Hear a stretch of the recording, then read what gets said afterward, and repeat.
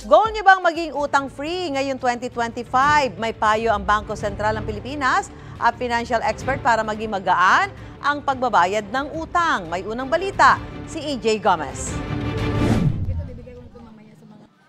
Aminadong sanay mangutang si Bibian tuwing nagigipit. Di raw kasi kinakaya ng budget ang dami ng kanilang gastusin. Noong 2023, umabot daw sa 100,000 piso ang utang niya sa kooperatiba. Ngayong bagong taon, may bagong utang siya na 50,000 pesos dahil daw kay Judith o due date.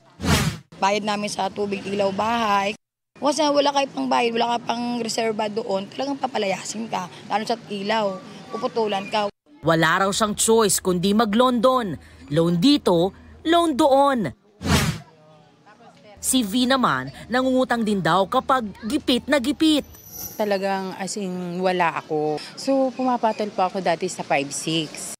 Sa datos ng Bangko Sentral ng Pilipinas nitong nagdaang bare months kumpara noong Setyembre, dumami ang mga Pinoy na nangutang nitong Oktubre, panahon na papalapit ang Kapaskuhan. Ang nangyari kay Bibian, posibleng debt trap na. Kung baon sa utang, may 3 strategy na minumungkahi ang BSP para makaalagwa. Una ay debt stacking, kung saan unang bayaran dapat ang utang na may pinakamataas na interest. Pangalawa, debt snowball, kung saan prioridad na bayaran ng mga loan na may pinakamaliit na outstanding balance o amount. Pangatlo ay loan restructuring, kung saan hinihiling sa mga bangko o lenders na gawing flexible at affordable ang pagbabayad ng walang penalty. Para rin daw makawala sa utang, mainam na humanap ng dagdag na racket o sideline para madagdagan ng income. Pero ayon sa isang financial expert, sakaling tumaas ang kita, kailangan alalay din sa gastos. Hindi assurance yun na kung tumaas na yung kita, tumaas na yung sahod, nasa lifestyle, kung mataas din ang lifestyle, hindi rin may iwasan yung paghiram o pag-utang.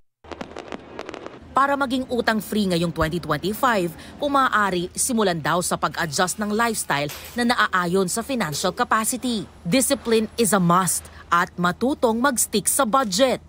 Ang option doon, i-prepare, pag-ipunan, yung gastusin. Alam ba kung travel yan, no?